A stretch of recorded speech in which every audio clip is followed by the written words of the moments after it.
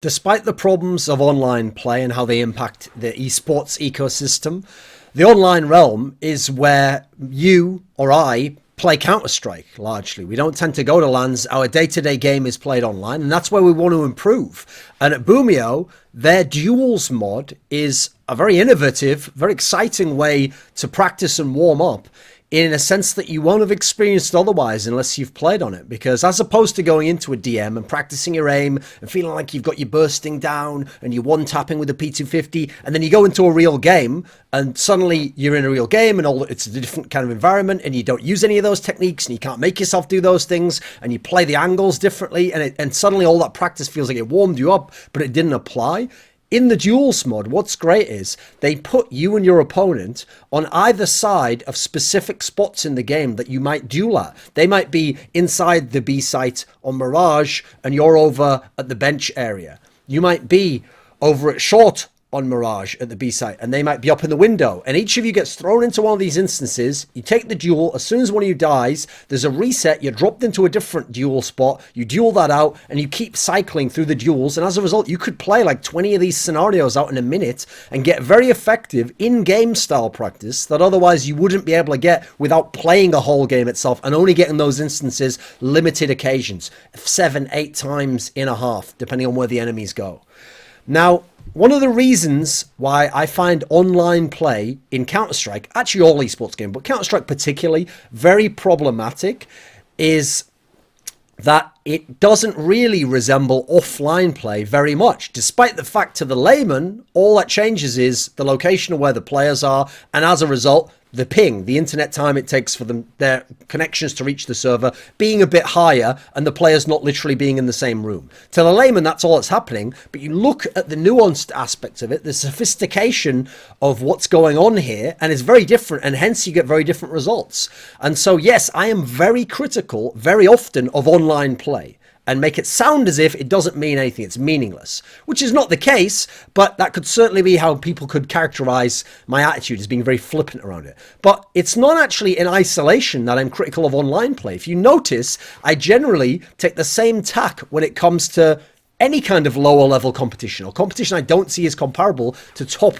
competition. So I don't care about tier 3 tournaments. I don't care about the minor for CIS, for example. I don't care about tier 2 LANs, which have little or no significance on the tier 1 landscape due to very few top teams attending. Like, for example, I didn't find it really that interesting to watch CS Summit and the two recent DreamHacks, DreamHack Austin and DreamHack Tours, primarily because there weren't many tier 1 teams there. There wasn't much interaction between tier 1 teams, and as such, it didn't really penetrate or make much of an impact on my world as someone who likes to as an aficionado of elite level Counter-Strike, the best Counter-Strike in the world. Now, that's me personally. Like, other people can enjoy low-level Counter-Strike or be fans of those teams and want to watch that, and it can be entertainment for them. Sure, I acknowledge that. That's fine. I don't have a problem with these tournaments existing. They're just not as interesting to me, and so when I address them, I will address them to the extent that I care about them, which is I don't, and therefore I'll be very flippant about it.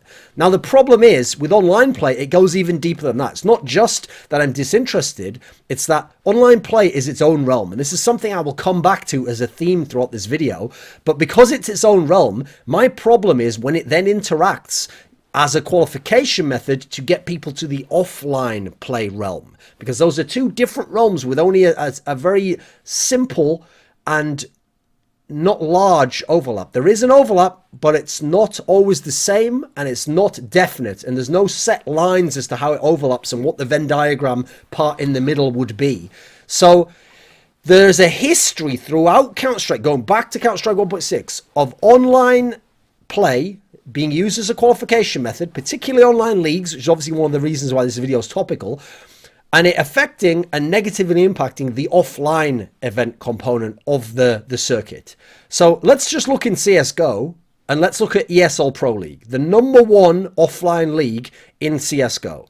Now, in the European division, where the majority of the best teams in the world have always come from, throughout the 5 seasons, we have routinely seen big name teams outright fail to make it to the offline finals. And there are two really big name teams throughout the history of the EPL that have noticeably been absent from these finals, where they were teams who, if you were making a line and you were inviting people, or you wanted to put who are the top 6-7 teams in the world, they'd always be in there. So at season 1 of EPL, it was the one that was eventually won by Fnatic, if you remember, in that thrilling final over Cloud9. Now, back then, we only had 4 European teams make it, but interestingly enough, that means there's 8 teams at the finals. So while you could say it's a slot issue for season 1, there was no Natus Vincere there. Natus Vincere was still a very good team. This is when they'd just gotten flamey. They won EPL Winter before this season, which was the EPL before it became ESL ESEA Pro League. And they were the champions of that season and beat Titan in that final. And they were a very good team. They just hadn't yet blossomed into necessarily a truly elite team. They were probably on the border. They were maybe the 6th best team in the world at the time. And if you remember, Virtus.pro did make that one. They made it to the semis there. They won their group, which had Cloud9 in it, and they made it to the semis and lost to Fnatic in a decent enough series that showed that VP would always contend with the elite teams. Obviously, Fnatic, that was their era. Season 2, we had no Virtus.pro. And Virtus.pro at the time in Season 2, which if you remember, the finals were in December of 2015, but obviously the season takes a couple of months. Virtus.pro was a top 4 team in the world at the time. In fact, some people would have argued going into the finals, they were a top 2 team in the world. Fnatic with Dennis was the clear number 1, but you remember we had Face It, and Virtus.pro were the team that really pushed Fnatic in the semi-finals there. They were looking like one of the very good teams. Online, yes, they'd started to degrade a lot, but they were still very good online. It wasn't until early 2016, a few months later, that they really had their big slump even on LAN, even though I've always addressed that it's not as much of a slump as people make out, especially on LAN. Now, you'll see the trend going forwards that these two teams are the ones that keep missing it, because Season 3 comes along, the one, if you remember, won by Luminosity. Maybe I should mention who won all these. Okay, so Season 2 was won by Fnatic as well. It was the one that was won in 5 games over Na'Vi, and where Flamey had his god-tier MVP performance, went plus 99 for the event in differential. Now, Season 3, we had no Na'Vi, and we had no Virtus.pro, and at the time, Na'Vi were a clear top 2 team in the world, and if you remember, this is where Na'Vi was at the time behind Luminosity and had been behind Fnatic earlier, and they were making major finals, and they were making finals of every tournament on the circuit pretty much.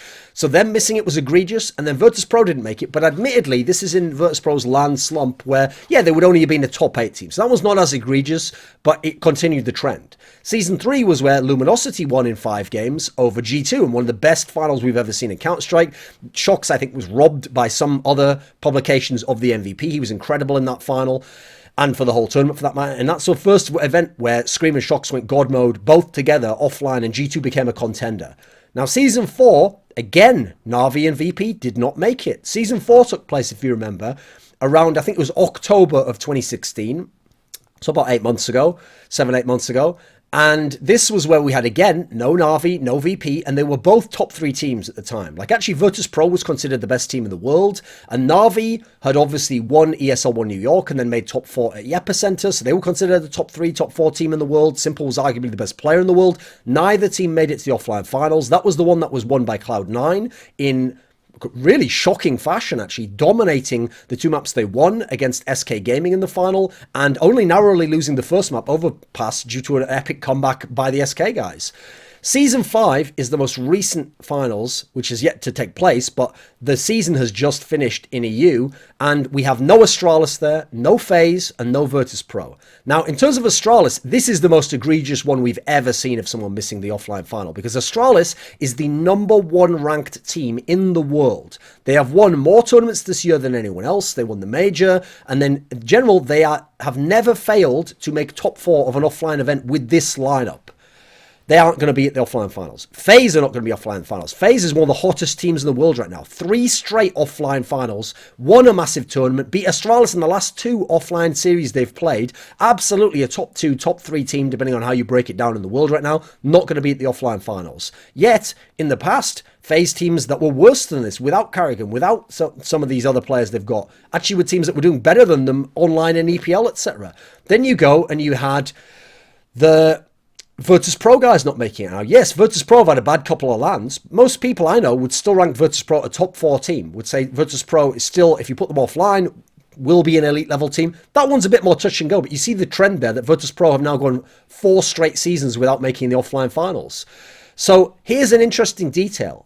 Across this time span that those 5 seasons of EPL played out, where Virtus.pro only made the first one, offline finals and then didn't make the other 4. Now, across those whole 5 seasons of EPL, there were 5 majors. And at all 5 majors, the same Virtus.pro that failed to make it to 4 in a row of these offline finals for EPL made top 8 at all 5 of the majors. So you can see the vast distinction here, a very extreme example, admittedly, but an extreme example nonetheless of how a team can be very good offline or elite level offline. They made a lot of semi-finals in that period, and can be terrible online and not making any of the offline finals thanks to online play. Now, online play, one of my problems with it is it almost ensures there will be upsets. If you go back and you look at all these EPL seasons, you look at all these online qualifiers, you look at all these online seasons, it seems as though there pretty much is never a qualifier, an online league, where there isn't a massive upset. As in, a team gets there that you wouldn't expect to, a team that gets there that's egregiously worse offline than they are online, a team that's amazing online doesn't get there, who would be a team who's terrible offline rather, but would be amazing online, doesn't get there. You have these examples where it seems like it's not just debatable ones. Like, it's not like North qualifies over Na'Vi and Fnatic, and you're like, well, which one should that be? Or G2 makes it over FaZe, and you're like, well, I mean, maybe G2's going to... No, these are like egregious examples, and they always happen. Then you look at so many qualifiers where a top team didn't get the offline finals due to an upset, and yet would have been very good at the offline final. Then you've got to consider that the problem is that you get these online upsets. It's not just that the upset happens. You get upsets that happen online that would not happen offline. And yet, since the offline tournament is where we're going to then take the team who got the upset online, there's almost kind of a counterintuitive element to that. So we're having a team win in an online realm that couldn't win offline to qualify for an offline realm. You see the kind of flaw there, the reason why it is inevitably going to lead to frustration if you're a fan of top-level Counter-Strike like I am. Now, as such, you end up with a worse product at the offline finals. You don't have all the top teams there. Also, if you like to watch the top teams play each other, you don't get to see some of them. You see good teams play and some of the best teams play, but then there's always those couple of big names missing from the lineup. I mean, whoever wins this tournament now, if SK wins now, who look like the best team of the ones that are at the LAN, they won't have faced Astralis and FaZe. It removes some of the legitimacy from their win. They can't win as much in terms of respect and prestige and value from the win as if Astralis and FaZe were there. So it's frustrating. Now, that doesn't mean that their league can't run this way. I'm just saying it is a frustrating outcome. So you've got to consider, if you want to go and really look at a long-form experiment for how flawed online qualification is, go and look in Starcraft 2. Because in Starcraft 2, when Carmack, who was the product manager of the Intel Extreme Masters back then, was in charge of running IEMs. And if you remember, IEMs have a whole circuit, and then they lead into a big offline final. No, they all have offline tournaments, but the different tournaments on the circuit, which are all offline events, lead into an offline final. But to qualify for each of the circuit events, you have to qualify. And that's the thing. Carmack personally likes to have open qualification. Now, not necessarily online, that just happened to be the mode you had to use. He wants open qualification because he didn't like the Warcraft 3 era where events issued mainly invites and you had all the big names come, and if you in theory were an amazing player who didn't have a great sponsor or you hadn't broken out on the LAN circuit yet, you might not be able to get an invite there, yet you would have been very good. Now, I can see what his point there, but he went the other way with this and he said, right, we should have no invites. We should have all qualification that's open, and to make it open, we're going to have to make it online because people can't even attend offline qualifiers. So he made pure open online qualification for these IEMs. In StarCraft 2 this is. And what happened overwhelmingly is you go and look at most of those IEMs, especially in the heyday of StarCraft 2 and IEM, which was like 2011, 2012, and in nearly all instances, the really elite level players didn't make it to the offline LAN, to the IEM. Now, you'd have some occasions where they did, where an MVP made it or an MMA made it, these best Korean players. Now, the reason why that was the best example as a long form is because it happened at the majority of the events. And secondly, because he was using online Korean StarCraft 2. Now, the Koreans had the deepest scene. They had hundreds of players who online could compete. And offline, they had most of the best players in the world. They had like 10 or 15 of the top 16, 17 players in the whole world. So when you put all of them in a massive online qualifier, and especially some of the rounds in StarCraft 2 were best of ones, you were just getting great players, GSL Champions, the best offline tournament, they could win that a month before and then just get knocked out second round by someone you've never heard of, some relative no-name semi-pro or low-level pro player in Korea. And so that to me is the ultimate example of why the online play element is very tough if you want to get the best players to an offline event.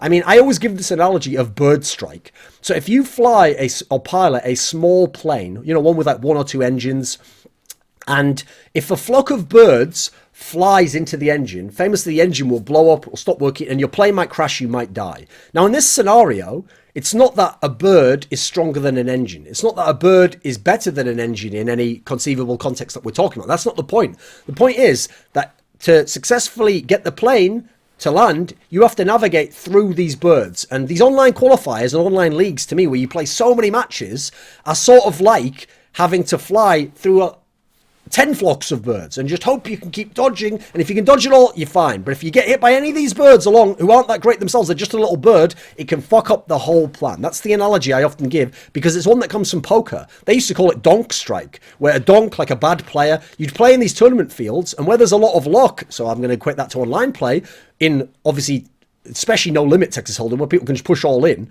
and they can only be like, what is it, like a 1-8 underdog or something before the flop.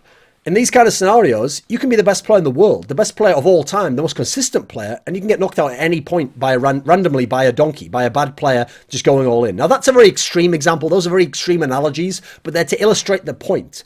Now, the problem here is the solution is obvious. It's already been employed by most tournaments. And by the way, it's what Carmack didn't want, which is that you issue most slots at the LAN via invites, at least half. What you do is you invite the best teams in the world. So if you have a LAN, it's just a big LAN, it's not an online league, you say, right, I'll invite Astralis, FaZe, SK, and then you've got the top 3 teams in the world there. You've got all the big names there. Then you start to figure out, right, who else should I invite based on what type of event it is? And then you have some slots that are open qualifiers. And now, if a Mouse Sports or a Hellraisers or an Envious really can get through those qualifiers, they get to be at the LAN. But you also get the best teams. You get a good compromise between the two aspects. And that way, like I said, it's not as big a deal if North don't qualify. They're not one of the elite teams in the world. It's when we have the egregious example of the really bad team getting there over. So when an Envious makes it over an Astralis or a FaZe, that's where there's problems if you're an aficionado of great level Counter-Strike and you don't want to see the 10 tournaments these teams could play in a year restricted to 7 tournaments suddenly because of online leagues. Now, one of the problems here is I understand that online leagues can't do this. They can't just issue invites and then have the other teams qualify that. I mean, they could, but I can understand from their perspective that I do think it would kind of ruin the integrity of the league. Like, for example, if they issue invites, then presumably those teams shouldn't waste their time playing online, right? Because they already know they'll probably make it. Like, if you're Astralis, you could have just dicked around all season long and you know you won't make it. So why would you bother? Also, if you know you're going to get invited anyway, you could, in theory, throw matches. There's a lot of problems, a lot of conflict of interest scenarios arise if you do that. And if they don't compete in your league, now you don't have the best teams in the world competing in your league. So I understand ESL's position, and I'll make a separate video about that because I don't blame them in that respect. The problem is that for online leagues, this is always going to be the case. Now, I told you, I like it. For the rest of the circuit, I'm fine. I don't mind if you have a couple of qualifiers for different regions, all as long as we get the invites. So for the general circuit, it's fine. Now, let's talk, though, specifically about online play. Why is online play so different? Why do I describe it as a different realm? Right. First of all, and this just addresses any kind of online play. So single qualifiers, one-day events, show matches, not just online leagues, because that has a different component. The league format is also a key difference from how we play at LAN tournaments. Now, first and foremost in online play, ping is obviously the first place you've got to start. The time it takes your connection to send packets to the server and get a response. Now, the obvious problem with ping is when you have a mismatch. Say you have some players who have 60 ping and the other team have 20 ping. Now, there's an obvious advantage there for the team with 20 ping that you wouldn't get on LAN. On LAN, you would have an equal ping. There would be no mismatch. So that already can shift the results and change who has success. And obviously, it doesn't have to be a whole team that's got a mismatch. If my star player, if Nico has a 60 ping and the rest of us have 20 ping, that could be a massive disadvantage if we're Mouse Sports. Whereas on the other team, if G2, Shox has 60 ping, but then The other players, KNAS Apex, have 20 ping. They might be able to deal with it better. So there's even a lot of murkiness with the ping issue. But actually, mismatch is the obvious problem with ping, but it's not the only one. There's also the fact that some people have natural ping advantages. Famously in Counter-Strike, so for IEMs back at the end of 1.6, you had to qualify entirely online. It was an online league that led into the big IEMs, which are the majors for the World Championship, the European Championship, etc. And you had to play all your matches online. Now, famously, the best regions for qualifying for these tournaments were Denmark and Germany. Very central European regions that have decent enough ping to everywhere, can get servers that are close to them, and always have a good chance. So as a result, no, it's not that the best German and Danish teams qualified. Yes, that would happen anyway. And so would the best French. What happened was, the best Swedish teams, yeah, they'd all qualify. But sometimes the second or third best Swedish team might not qualify, or the second or third best team from another country that's very good might not qualify. Yet, the second or third best team from Germany would qualify when they were a much worse team offline, famously for this region, central locations. So your location gives you an advantage as well, not just in terms of ping, but in terms of all aspects, routing, all of it. Then you've got to consider that having higher ping can work for your advantage and your disadvantage. It's very different, and it adds in a tweak that doesn't happen when you have equal ping on LAN. So some players are at an advantage when they have higher ping. They warp around, they're harder to hit by the enemy. Like if I'm Shox and I'm an amazing aimer on LAN with rifles, and I play online and I have good ping, I have 20 ping, and let's say I'm playing someone who comes from a country that doesn't have very good internet, good routing, and they have 60 ping. There are times at which it will be worse for Shox, because the player online might get used to that and be able to play, but he's now missing shots he'd normally hit. He can't necessarily make his brain totally adapt and aim ahead or lead the shot. That doesn't work entirely the same way. And also, we'd hope they wouldn't have to do that, but it can be problematic. One area I've always noticed with online play, this is a trend I want you to think about throughout the history of Counter-Strike. Think how many players who will AWP online and don't usually AWP offline. Think how many AWPers, primary AWPers, who have tons of big games online and then offline never have the same impact against the same teams. AWPing itself becomes, I actually think, easier the higher the ping of you and your opponent is. AWPing at 10 ping on LAN versus someone with 10 ping on LAN, a rifler, is very tough. You have to be among the best AWPers in the world. Now, to AWP at 40 ping online against a 40 ping opponent, you get a bit more leeway. He won't kill you as instantly if you miss the shot. You can kind of like set up the shot a bit more. It's harder for him to dodge properly and to actually like tell where your shot's going to go. And in general, somehow a little bit of ping actually seems to help a lot of AWPers and even out the extreme nature of the AWP to some degree. And I've noticed that throughout Counter-Strike history. That's why there's all these people who think they can AWP and then they can't when they get offline. Then you've got to consider, when I said about how the shots will be different even, how you play will be different, what angles you can take aggressively, that aspect clearly is there. You see that teams play differently online, that they have to play differently online over chance, and that underdogs can play differently and abuse that. I remember there was a comment on, I think it was one of the Counterpoints episodes, or maybe it was with Dazed, about how Luminosity and SK within the NA region where they're playing, one of the reasons they would be way better than the NA teams, aside from different players, etc., is when they practiced with the NA teams, they didn't just scrim people. What they would do is they would play online how they were going to play offline, and they would practice that way. So all the other teams were scrimming each other and having crazy results online and being absolute bullshit online and doing moves that wouldn't work online and almost training themselves to fail offline, while SK, luckily, because they exist in the NA region, still almost get a lock to qualify every season because it's a much weaker online EPL season. They would just practice as though it was how they were going to play offline. So they were training themselves to get offline and be the best there. Now, you can't do that in Europe to the same extent as I described. Much more competitive division. You have to kind of play a scrimmy online style to try and qualify and then switch it up offline. So it's a different pressure. Then you've got to add in as a final thing in terms of connectivity, you'll have worse reg sometimes. You'll have perfectly fine ping. You think the routing's okay, but the packets don't get there. What would have done on LAN, and you never have to think about that on LAN.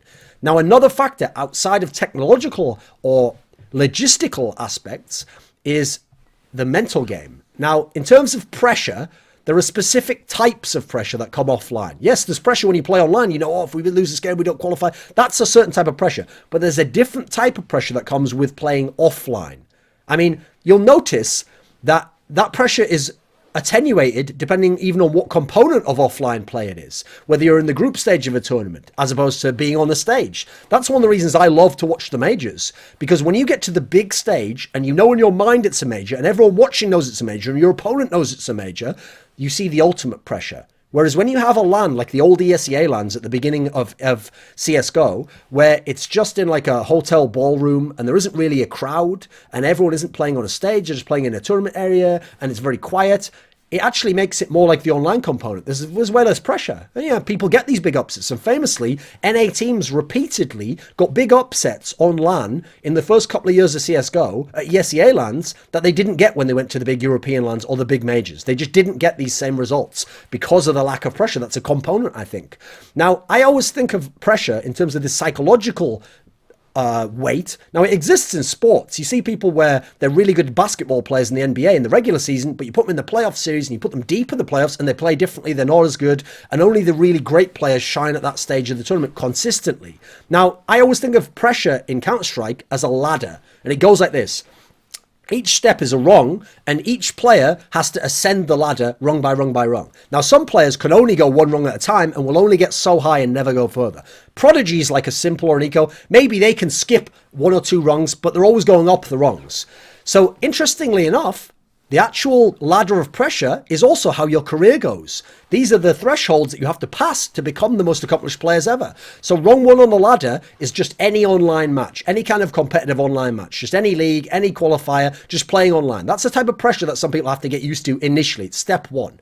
Then there's playing online matches at the same stage, but against top teams. Now you know they're good, and you know people are going to judge you, and this means a lot about yourself, how you'll do. That's pressure. You have to get past that to continue on your career. Then you've got offline events, but that are tier 2 LANs. You know, there might be like a one good team here or one pretty good semi-elite team there, and then a bunch of teams outside the top 10, and then some lesser known local teams. That's a level of pressure you have to overcome. And that's why I don't judge someone like Ropes, who just went to his first LAN, and it was the tier 2 one, but that's his first LAN. He still has to climb the ladder. You know, he's still at step 1 trying to go for the first rungs, and he's gradually taking up step 1, rung 1 on the ladder. Then you've got offline events that are for tier 1 teams. Some of the biggest events, or rather, events in terms of competition. Now, there might not be a huge event with all the prize money, but they've got the good teams there. That's a level of pressure, and we start out in the group stage there, right? So that's its own pressure. To play in the group stage at a big tournament, you're a good player. Look at how Mo from Gambit has struggled a lot of these Tier 1 lands in his career until he got to 2017. I sound like Tier 1. I sound like fucking Charles Barkley there. And he wasn't that good at the tier 1 lands, even in group stages, until this year. Now he's got past that stage. What happens in the playoffs? That's it. You move up in the next rung. Offline events with tier 1 teams in the playoffs. Now offline events with tier 1 teams deep in the playoffs, semi-finals, finals. Now you go to majors and offline playoffs of a major. And then the ultimate pressure of all, and Device can tell you this after the E-League major, is to play in the final of a major offline, everyone in the world watching you, and you know the best teams in the world have made it to that stage. And this is the ultimate moment that can define your career. You will never get more pressure than that moment. And I'm sure many great players could attest to it. Now, one of the things about playing online matches is that it's not just the pressure that increases when you play offline and therefore is not there to the same degree online. But because there's not as much pressure, the psychological edge is reduced for the players who are elite players offline. Because they gain an edge from you not having climbed up those rungs and being able to get as high on the ladder of pressure, dealing with pressure, as they can. They have an edge on you at all these rungs because they're already at the top. So their edge is reduced when they play online. When they play online, a team like Mouse Sports and Hellraisers, far less experienced, far less good teams offline, teams with far less ability to deal with the pressure, can be just as good as the likes of G2 or VP or Astralis, or people who are amazing offline and have done it so many times, but take that edge away and you give more of a chance to the Mouse Spots and the Hellraisers of the world. I mean, it can be even worse to a degree, because actually those favourite teams like a VP, they can have their own confidence solely online eroded and get a psychological disadvantage because they know they should be better and they know they would win on LAN, but they aren't when they play online. And actually, conversely, the underdog feels like, okay, maybe we wouldn't beat these guys in a semi of a major, but fuck it, it's online. Anything can happen. We can beat these guys. We can do it in a one-off. I'm pretty comfortable now. There's no pressure on me. That's one of the problems. And so those top teams feel like they almost can't lose because, rather they feel like they only can lose in that sense, because either they win and the expectation was just you win anyway, or they lose and they get upset and fuck, it's online, play again. Now, it's simplistic to write that off and tell them, well, just be professionals, just be able to do it. Because as I've just shown you, throughout the history of CSGO, all versions of Counter-Strike, Starcraft 2, and all online games I'm aware of, Online play has always had some, at the very least, of these psychological and logistic aspects that have made upsets more likely to happen that would not online and could not online. So it's not as simple as just telling someone to get better. People can't do that. Even in real sports, you get teams that are never going to make the playoffs of big leagues who can upset the best team in the world, and they won't make the playoffs, and then the best team in the world goes to the playoffs and is still the best team and wins the league. You can't just tell them, well, just be prepared every single game and never lose. It doesn't work that way. You can't just win every game in that sense. Then, just look at the history of players who've climbed this ladder. That's why you'll see I describe it as a ladder, because all the eventual great players, they start out as good players that are online. Some of them don't make it offline initially. Then they have to improve in that way. Then they don't perform in the playoffs of offline tournaments. Oh, okay. They perform against tier 2, like Oscar, like Mo, like Will did it. But now what happens when you put them against tier 1? Oh, only occasionally they perform. The great players are climbing this ladder, and that's why you see we're adding in pressure, psychological components, taking away comfort levels. That's what the difference between online and offline play is, in a very broad sense. Now, look at the elite players who are on the top rung, but don't do well offline, so VP and Na'Vi, and you can see that it's a very different realm right there, because they continue to have offline success and continue to not have online success. It's not as simple as one or the other, like they're just not as good anymore, and that this season of online play showed it. Then there's the factor, which is another psychologically related one, but has real world consequences, which is that you're not as comfortable when you play online as you can be when you play online. When you play online, beyond psychological components in terms of pure pressure, you're at home. You are at ease. Fucking hell, that's going to go off again in a second. You don't have the same kind of pressures upon you. So you can eat your own food. You can see your family. You can play at an agreed time, where sometimes offline, you don't know when you're going to play exactly. There might be delays. You might have to wait for a game to finish. You can sit in your seat at home that you always sit in, at your computer that you use every day of your life, in your room. All these factors are different when you go offline. So again, it takes away some of the advantages. Can people deal with eating food that's different in a different country, not seeing their family, playing at different times during the day when they're tired, not sitting in their normal seat, playing at a different computer, not being at their home location? All these advantages, again, get evened up. And now we got players online who could win, who wouldn't if they were put through the mill, through the thresher of all those pressures. Now, a key principle to take away from this that I'm stressing over and over again is that whether it be through ping, through just being online, through lack of pressure, through comfort for everyone who's playing, we're taking away edges that the best teams in the world have that aren't just skill.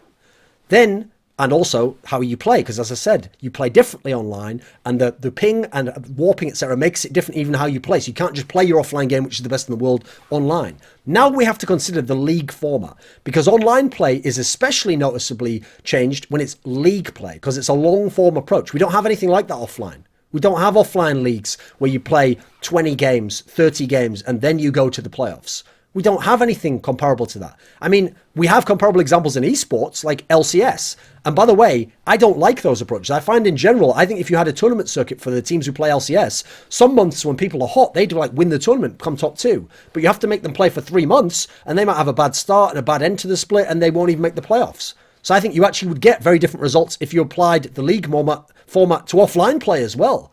So to me, league format is not suited to what we do in CSGO esports. We want to have individual tournaments where people are good coming in, they try to peak at the tournament, and we get to see the best of them over a week, over a few days. You can't expect people to play as well for 2 or 3 months. You can't peak the same way. If you get beaten up early or beaten up late, you can't recover, you can't reset in the same way as you can by having a bad LAN, writing it off like SK did after those couple of bad tournaments, and then going to the next one and being amazing and winning that outright. You can't do that the same way, because now all the results are aggregated in a way and all count towards whether you make it to the offline component. These leagues span months. ESL Pro League Season 5 in Europe started on February the 7th and ended on the 11th of May. So that's over 3 months that you had to play. You had to have a consistency over this period and in a totally different realm to offline play. You're in the online realm now with a totally different domain of play. So it can never be the same online as it is offline for all these reasons I've outlined. It is its own realm. It's this eerie Bermuda Triangle, Twilight Zone where some things remain the same and look familiar, but enough changes and enough in key ways that that otherwise impossible things in the normal world become possible and sometimes probable and happen and continue to happen, even though when you go into the other realm, they know they never happen. They don't happen very often. They happen far less often. So In general, my problem is quite simple. I'm not as interested in online play, but I am interested and frustrated when it connects to offline play. Like, it's very difficult to resolve that. It is the main moneymaker for leagues and even for teams in terms of sponsorship. That's something I'll make my own video about at some point in time. But this is the main reason why you shouldn't just look at online play and have some simplistic logic like, well, if you were the best team and you practiced properly, you'd win the online matches. It doesn't work that way. It is a different realm. Hey guys, Memphis here. Just a friendly Canadian reminder to keep force spying, and you're watching Thorin's YouTube.